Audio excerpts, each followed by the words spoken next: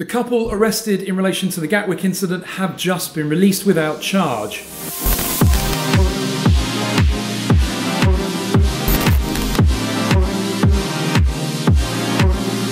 Hi, I'm Ash from DroningON, and as you're most likely aware, the Gatwick incident has still been unravelling. The police decided to arrest two individuals, ransack and raid their homes, arrest them, drag them to the police station, tarnish their reputations, and destroy their Christmas. The couple have now been released, but this just goes to show that it's yet another case of the press and media smearing drones and drone operators by dragging their names through the press, causing great embarrassment and affecting their lives in the short term. As we said in our earlier video, thousands of the international press and media with telephoto lenses were on site at Gatwick as this incident was unfolding, and yet not a single photo or video that clearly shows a drone. And yes, we've had lots of comment on our previous video stating, of course there's a video. Well, show me a video which clearly shows a drone. The videos that we've seen so far have just been blurry black blobs flying at high altitude, which, let's face it, could be anything, especially when captured on a mobile phone,